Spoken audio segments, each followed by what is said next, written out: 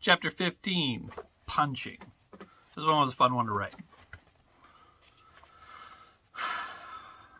There is an art to a good sucker punch, and if I do say so myself, I am a third-grade macaroni sculpture in comparison to that art. Tony Smith, however, is not. He is a venerable Rembrandt of the sleazy move, one honed through many years of repeated seventh grade and being the class asshat. I walked out into the parking lot looking for Sarah and was too busy calling her name to hear the doors open and Tony step out to follow me. The punch was preceded by a tap on my shoulder. I wasn't expecting anyone behind me, so I spun around in the opposite direction, honestly thinking it might be Sarah. And I was wrong. This only added to the speed of Tony's fist hitting my gut, and I doubled over from the sudden impact. My lungs emptying their breath and my knees buckling in concert, sending me to the ground. Pure artistry to his credit. You know what I hate, new guy? Tony said, squaring up a few steps away from me. I couldn't breathe or talk at this point, so I'm not sure if he was waiting for an answer or just being uncharacteristically rhetorical. People sticking their nose into other people's business, he said. He wound up and kicked me in the side of the ribs. From the crawling position I was in, I didn't see the kick coming, and I swear I heard something crack on my sides when his foot connected. Thank God he was wearing sneakers instead of real dress shoes to the semi-formal, because it would have been the only thing that saved my ribs that night. Tony wasn't alone either. 2 sets of hands grabbed my arms and pulled me up to face him as I wheezed out. "What are you talking about?" I managed. "Fuck, you're stupid for a kid who's always studying with that nerd Sean," he said. And he began walking towards, cocking his right hand back for a punch that was surely going to hit my face.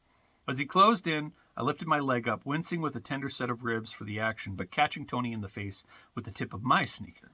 He whipped his head back and grabbed his face as blood started flowing from his nose. Pro tip: it doesn't take much to make someone's nose bleed in a fight. But then again, it doesn't really do much either. It makes them mad and doesn't help you win said fight. His partners threw me back on the ground, and I barely got my arms out to the sides to slow the fall and save the back of my head from the pavement. They didn't wait, though, and I began stomping on my chest and arms as I flailed, trying to get away from their attacks. I twisted over during the barrage shoe soles and tried to get into a fetal position to protect my head and face. The kicks kept coming, and I worried about how someone I barely knew, who I barely danced with, would set these guys off. And they weren't stopping. Jeez, they weren't stopping. This was it. I was going to die, curb stomped on a crappy high school country music semi-formal dance. Of all the ways I thought of going, this was not on the list and aiming for the bottom. Then the most satisfying sound in the universe rang out. It rang out into the night and over the stomps and kicks to my rib cage and shoulders. Not a police siren or a principal's voice from the school doors. It was the definitive crack of knuckles hitting a jaw, and whoever was kicking me from the right-hand side collapsed like a sack of bricks, clutching their face and groaning. Jay had seen Tony and his buddies follow me out and extricated himself from the dance. He had caught the first curb stomper by surprise, the same way Tony had me, and he was laying on the ground a few feet from me, clutching his face and understandably out of the fight. But Jay really didn't need it with the second guy. The bully swung wide as Jay dodged the punch and stepped too close, trying to hit the farm kid.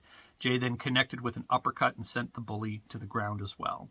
Tony was up now, his face a mixture of red and white from the light snow that was falling, and my only contribution to the violence, his broken nose. He ran towards me, hoping to get on top of me to finish his pummeling, and Jay caught him in a tackle. He crashed in the snow beside me. I struggled to get up as they rolled around on the ground, both more acquainted to fighting than I was, frankly. But Jay was bigger, and he managed to get on top of him and cross Tony's face with a left hook, further damaging his nose.